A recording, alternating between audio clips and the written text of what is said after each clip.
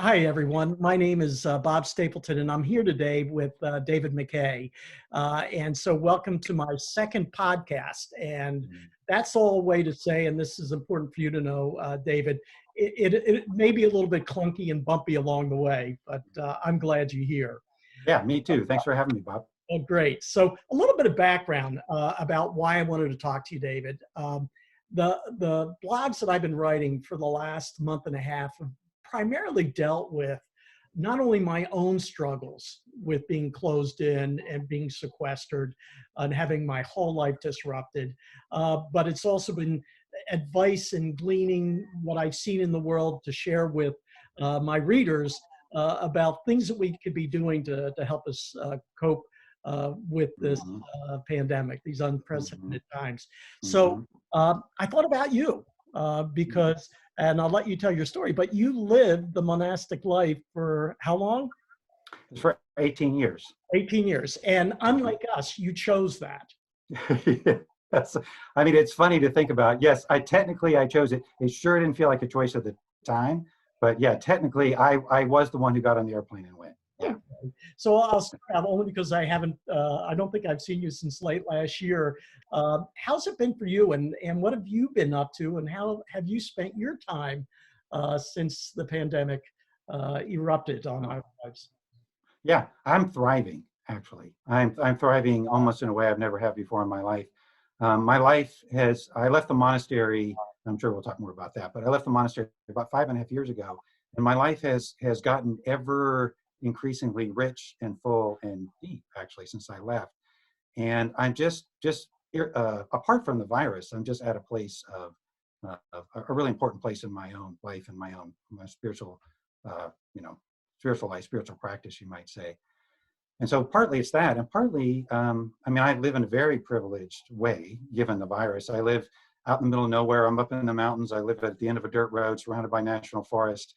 My companion where I live is a creek that runs through the property. And so, I've hardly been affected, actually. And I've been working hard because people people are troubled over what's happening and are going through a lot. And there's a lot of suffering happening as a result, and people are looking for help and support. And, I'm somebody who's in a position to be able to provide that in a form. And so I've really upped my offerings and what I'm doing to attempt to support people who are out there.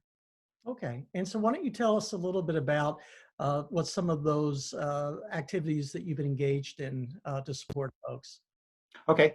Well, for several years now, for I guess probably about 4 years, I've been doing one-on-one spiritual counseling with people. And I do that remotely on the phone. Mostly, I do some of them in person, but most of them are remote. And what I attempt to do there is I have a bag of tools that I acquired at the monastery, and I attempt to teach people how to use those tools within the context of their lives, whatever that may be. So we're using the content of their lives to learn how to do spiritual practice, basically. And in January, before I was even aware of the COVID thing, I started an online group through Zoom. So it's a place where people can show up and, we can meditate together and they can have a facilitated experience in community. And then so that went on for a while until the virus got really big. And then suddenly a lot of people started showing up in the group. So I divided the group into two, and I'm doing it on 2 nights now, just so there's enough space for plenty of people to process. And I'm a week into a 6-week online class that I'm calling Living from the Heart in Challenging Times, which is just another way of sort of practicing in community and, working on how to be at peace and able to take care of ourselves in these, really challenging times. Yeah. So you mentioned about some of the things that you've learned during your monastic life. Why don't you take us back there? Take Okay. us back and tell us a little bit about what was going on in your life that led you to decision, or as you say, you weren't sure it was your choice to enter the monastery. Well, the short version is I was just a very troubled young man, and I had no idea who I really was.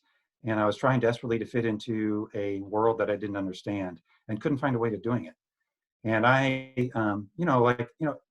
like anyone who is attempting to find their way, I ended up finding a way that helped me to sort of survive a life in which I couldn't really take care of myself and I didn't really understand what was happening. And the form that took for me was I was living in vehicles off in the woods, way back in the desert. I spent essentially a decade alone. Uh, and that was a choice and not a choice too at the same time. That was just a way that the only way I could find to be okay, given the incredible sensitivity that I was carrying around, which has always been a part of the way I'm put together, and the inability I could find to be a sensitive human being in this crazy world and with all of the difficult stuff going on. So I was struggling with that, and then I got to a point where that coping strategy ceased working, and I really got to a hard place. And then there's this old expression, which I'm sure you've heard, is, when the student is ready, the teacher appears. Mm. And that is exactly what happened in my case. And I was essentially saved from this path of self-destruction that I was on by an ancient Zen Buddhist practice. And a teacher who had combined that ancient practice with modern psychological tools in a way that is brilliant, I think. And I found out, to make a really long story short, I found out about her. I had an experience with her on a retreat. I found out she had this monastery in California where you could go and practice full time. And I knew I needed help. And it seemed like she had what I needed. And so in probably the most dramatic moment of my life, I just gave up the life that I had. I gave away everything that I owned except a duffel bag full of clothes. And I went to California to become a monk. Wow. It's every time, even though I know that story, every time I hear you describe it, it just, I feel like I'm right there with you when you're making Mhm. decisions, Yeah. and perhaps I feel that way because I've had exactly the same feelings Mhm. about my life at different points in time. Sure. So Well, we all have that which is in front of us, which we need to go through. Mhm. yeah. So I read your book, The One Open Door, and I was amazed about the life of living in a monastery. Why don't you give our listeners, the people viewing today, a little bit of what your day and week was like? Okay. Well, it was extremely repetitive. Every day was essentially the same except Sunday. And so we got up early in the morning, we meditated, and we had breakfast, and we meditated again, and then we went to work. And the work would be, when I first got there, it was almost all physical work, like gardening. We're doing a lot of building, that kind of thing. As time went by, when I went there, the internet really wasn't a thing. I mean, it existed, but I had only experienced it once. And so but then that whole phenomenon happened while I was there, and there was the practice at the monastery expanded into the internet and into the ability we have now to connect with each other. And so it went from doing physical tasks mostly to like administrative tasks. We were on computers and that kind of thing. So anyway, so we'd work, eat lunch, meditate some more, work some more, meditate some more, eat dinner, and then 3 nights a week we had to have a group discussion where it was a facilitated conversation with the teacher or with one of the monks facilitating. And the whole experience happened in an environment of silence. So we didn't talk with each other. We actually didn't make eye contact with each other. And so we were together because we all followed the same schedule through the day. And so we did the same things at the same time. So we'd eat at the same time, and we'd even clean up together after the meals, but we wouldn't talk with each other while we were doing that. And so the point of the whole environment was to create a mirror in which we could look and see what's going on inside. Uh, and we eliminated, every distraction that can possibly be eliminated. We didn't read or write.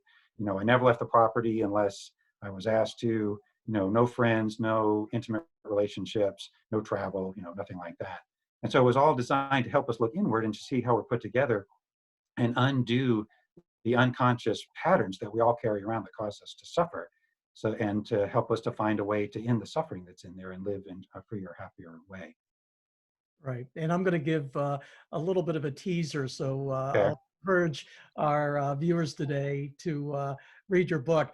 I never really thought about uh, a pet, a dog, becoming Mhm. a Zen Buddhist monk. And you described eloquently how that happened. Yeah, yeah. We called her the four-legged monk. Yeah, Yeah, poor yeah. lady monk. Now she changed in the time she was there. Why don't you tell us a little bit about how you changed? You did a great job describing what it was like entering the monastery. Tell us about the David McKay that left. Tell us that about left. Okay. Yeah. Well, in comparison to the David McKay who went in, I left with, I would say the fundamental thing that I acquired there was self-love. When I went in, I did not have that at all. My mind was filled with self-judgment and self-criticism, self-hatred even. it. Um, and that's what I was, when, I spent, as I described, I spent, years running basically away from people, but I didn't realize I was really running away from my own self-judgment. And of course, you can't run away from your own self-judgment because it goes with you, but I didn't understand that at the time. So I went through a very difficult process of facing the self-judgment and self-criticism that was in my mind and letting that go. And along with that, I acquired an ability to be present. And and I always feel like I want to qualify this. It's a work in progress. It's not like something I have acquired and now is perfected. Something I'm still working on, of course, and I expect to be working on it for the rest of my life. But compared to when I went in, I had a much developed ability to be present and aware, and also an ability to be sort of connected with, this mysterious thing that we might call life, or some people call God, that is unfolding moment by moment, and which is causing everything that we experience to be. And I developed an ability to just to be sort of in alignment with that, and to sense the guidance that's happening moment by moment, and to follow where life is going instead of going where, my ego basically says that I need to go instead. Mhm. Now, and I'm going to give you a chance to explain this because I do it really, really poorly. When I Okay. encourage people to read your book or potentially attend one of your sessions, they hear the word Buddhism Okay. and they conjure up all kinds of Mhm. notions about what it is in their own minds and a religion. So I'm day schooling my 5-year-old grandson. So I've been Okay. saying this a lot to people. Pretend that you're with him and you're describing what Buddhism is to a 5-year-old. What would you tell To a 5-year-old, I would say it's a way to practice being happy. him? To a 15-year-old, I would say it doesn't have anything to do with some fat guy, who is, like anything like that, like the statues you see. I don't emphasize the Buddhist part often because it does tend to confuse people. But what the Buddha offered is a step-by-step process that you can go through, in which you can become aware of the unconscious processes that are driving your experience, and causing you to feel and think and act in ways that are not um, helpful, and that are sabotaging opportunities and sabotaging possibilities. It's a step-by-step process to become aware of that and let those go so that you can be who you really are. And who we are naturally is peace and ease and goodness and love and connection and everything that we want for ourselves. Yeah, I have read where the word crisis is a Chinese paradox that means both danger Mm. and opportunity. Yeah, that's great. Where would you say, and I want to drill down on this, so I want to kind of fast forward to our lives today, where we all, I think, can see the dangers in the coronavirus and this pandemic. Where Hmm. do you see the opportunity? Oh, that's a great question. Yeah, that's what I think is the most important question for us to be asking for sure. And I want to qualify what I'm about to say by saying that I don't want to discount the suffering that's going on out there, because I get it. I get people are losing their livelihoods. They're scared. They're freaked out. People are sick and they're dying. So I don't want to discount that. And I do think that's the place to look. And for myself personally, what I've seen is everything that's happened in my life. If I've been willing to look at it from a point of view from which I can learn, everything that's happened in my life has taught me who I am, and has taught me how to be present with myself and take care of myself and love myself and be present and love with others and everything that I really want for myself in my heart. And it's the things that life has put in front of me that have taught me that and have given me the opportunity to go as deep as I can be. Without these things, and some of them have been very difficult. without these things that have happened in my life, I could not have let go in the way that I thus far have managed to let go. And so I see the same thing for us as a species. There's so much suffering in the world, and the coronavirus is just the latest form of, if you know anything about history, I mean, we've been going through this kind of thing for the last several 100,000 years, especially the last 10,000 years since the agricultural revolution. And we the attitude of mind that I think we need to adopt is one where we're willing to accept the teaching on the level of our species that's happening in the things that are happening to us. So like with the virus, I mean, it's teaching us our vulnerability. It's teaching us the need for us to be connected rather than divided. It's also showing us really ugly things about ourselves.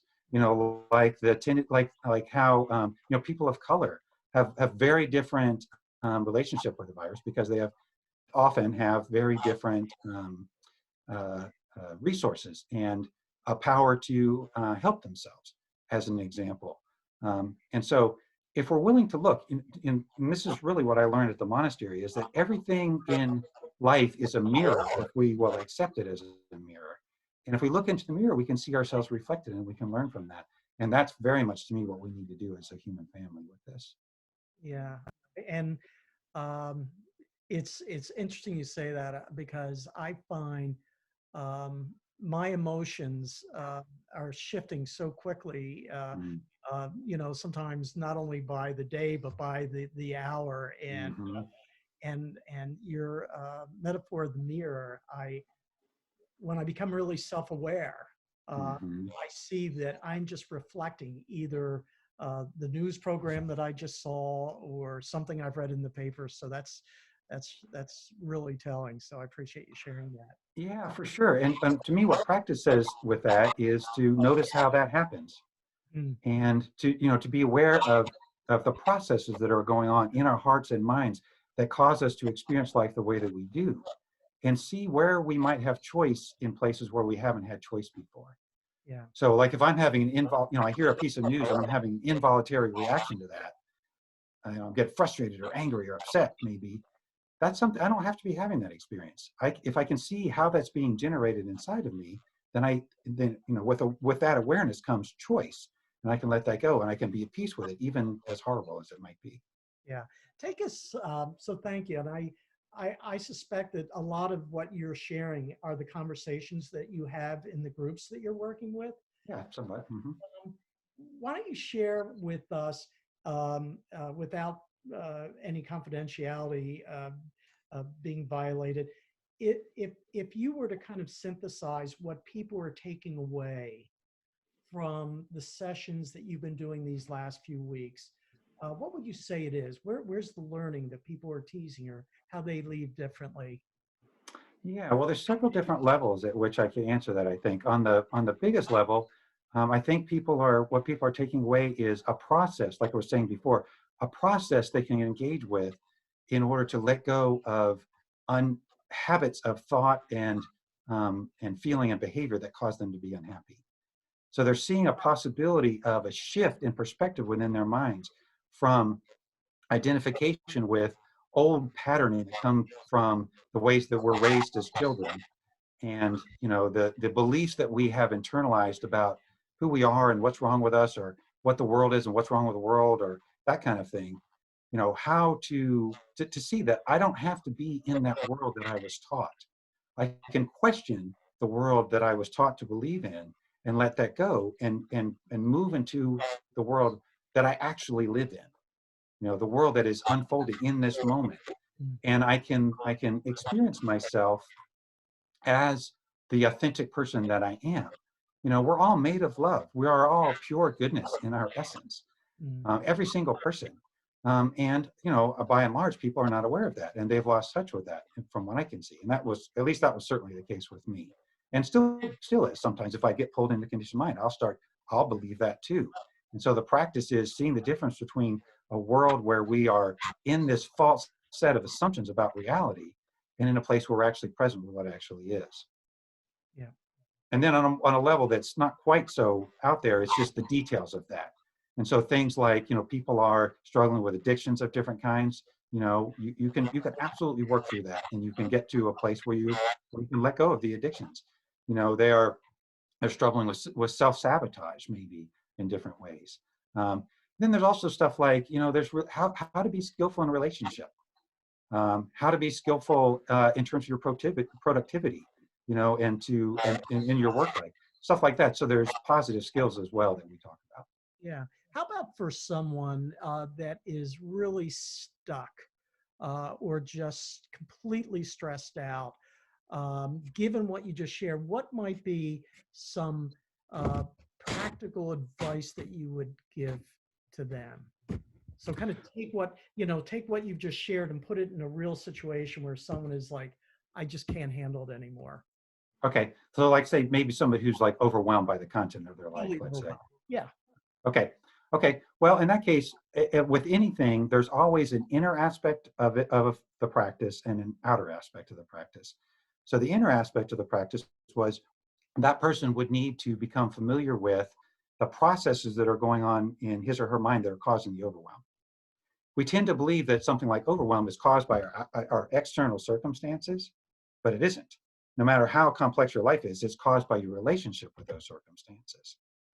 And so if my relationship with those circumstances is that I'm in my head saying, oh my God, this is terrible, I'm never going to make it, this is going to turn out badly and everybody's going to think badly of me, or that kind of thing. That kind of talk in our minds is what actually causes the overwhelm. So on an internal level, what that person would have to do is see that is happening, that they're having a conversation with themselves that is causing this effect, which is the overwhelm, and step back from that conversation and realize that that's not helpful, and let the conversation go. And when I say let it go, what I mean is turn their attention away from the talking and bring it back just to their experience in the moment. And if somebody can get here in the moment, life is not overwhelming because you can only do one thing at a time. And so if you're just going through life doing the best you can to do one thing at a time, it's not overwhelming. It's actually very peaceful. Mm. No. On the outer level, what a person has to do is they have to challenge whatever conditioned behaviors they're doing. So like, let's say, like this is a typical thing for someone who gets overwhelmed. They get overwhelmed, start to freak out, and then they do some kind of coping behavior. So I'm just going to watch TV. I'm just going to get away from this. And of course, that increases the problem because now you have way more to do than you had before. You just wasted 2 or 3 hours watching TV, right? So you have to be willing to put a boundary up for yourself, say, no, I'm not going to do that. I'm not willing to do something that is going to increase my problem. What I'm going to do is I'm going to stop. If I'm going to get overwhelmed, I'm going to stop, and I'm just going to get present with myself. I'm going to let go of the conversation, and then I'm going to do the next thing that I need to do. Yeah. Like that. It's amazing just listening to your answer. And as soon as I asked it, I thought, am I asking for myself? Hey, what I find happening time and time again with all this open space of what I used to do that I don't do anymore. And now I have this blank canvas that I can just fill with whatever activities I choose. And I find myself at the end of a day, and oftentimes many days, looking at the 2 or 3 things that I didn't get done. And that saboteur, I start beating myself up. And when I am able to step back and objectively, get really real with why am I feeling this way, and then be able to look back and look at all the things I accomplished. I know. So I don't know. It seems like my saboteur is working overdrive. Yeah, it's a great example of a conditioned process. A process that has been conditioned in a person, that somebody is acting out, unconsciously, like without volition. Yeah, and we're all doing stuff like that. Yeah, and I love hearing you describe that, because what you're describing is your awareness of that. So there's this thing that happens, and you accomplish a ton. I mean, I know you well enough to know, or at least I suspect you're a very productive guy. I have a feeling. And so, you accomplish all this stuff during the day, but your conditioned mind would have you focus on the 1 or 2 things you didn't accomplish to basically erase everything that you've accomplished in your mind, so you can give yourself a little beating and feel bad about yourself. Yeah. And you're describing become aware of that. And so if you're aware of that, then this is the spiritual practice part. Then when that starts to arise, very likely you will be aware of it as it arises. And you can say, you know what, I know what that is. That's not me thinking. This is not my authentic nature thinking something. This is just some old programming I have that's determined to make me feel like I'm inadequate or something, not the person I should be. I'm not going to pay attention to that. I'm going to let that go, and I'm going to allow myself to appreciate all that I actually did accomplish it today. Okay. No, that's helpful. That's really Yeah. helpful. So I'm going to ask you a question that it may seem a little bit unfair, Okay. because I'm going to put you on the spot. Uh, Okay. with your life experience, if you were to try to identify one thing or one action or one practice that our audience today could begin to think about doing or doing tomorrow, Okay. what might it be? It's the simplest thing in the world, and also the most difficult thing in the world. And this is basically what my life is all about. What I'm about to say. We have to practice directing our attention. We have to be aware of where our attention tends to go, and we have to let go of what captures our attention and bring our attention back here to the moment. That's basically what meditation is. Mm. So, my attention wanders into some kind of worry or concern or upset or frustration or something, some story about something, and then I have to bring it back here, and then it wanders off again, and then I bring it back here. That is to me is the most important, the most fundamental, most essential skill for a human being to have in order to have a happy life. If a person cannot direct their attention, and their attention is being dominated by this old programming that we all carry around in our heads, then that person cannot have a happy life, because the old programming is continually going to be directing their attention to what's wrong, about how they're not okay, and it's going to cause them to live in a reality that has nothing to do with what's actually going on. So it's actually just really simple. It's just keeping the attention here, and then it wanders off, bringing it back here. And when I say, I just mean here in our experience, in our sensations, in our perceptions, in this life as it's unfolding in this moment. Because this is where everything is that we want. Here is where the love is where the joy, the connection, the belonging, the achievement, the confidence, the success, that all happens from here. As does a clarity about how life works. That happens here too. And that to me, that is what my life is all about, basically, in a nutshell. Well, I appreciate it. And that's a great nutshell. I think the two things that I'm struck with in our conversation today was the definition of Buddhism for a 5-year-old. You could have stopped there because I got it. And the one thing that you just described that we can do in terms of our attention, our focus, and I think I can do that. Yeah. So my blog this coming week, I'm going to be inviting my readers to kind of share their hope for what our world will look like after this pandemic. And I know in your practice, everything is future-based, but I'd like to give you an opportunity. If you have a hope for what our lives look like coming out of this, what would it be, David? Well, I have an idealistic hope, and I have a realistic hope. My idealistic hope is that we come out of this with a deeper understanding of who we are as human beings, an understanding that we really need to connect with each other and love each other, and let go of all this division, all this conditioned stuff that we throw at each other all the time, the blame and everything that we do in order to not be with ourselves. And we come together as a human family, and we cooperate to create a better world. That's my idealistic hope. My realistic hope is, I hope that when we come out of this, we have a little bit more clarity, just a little bit more clarity. I think that's probably as much as we can hope for.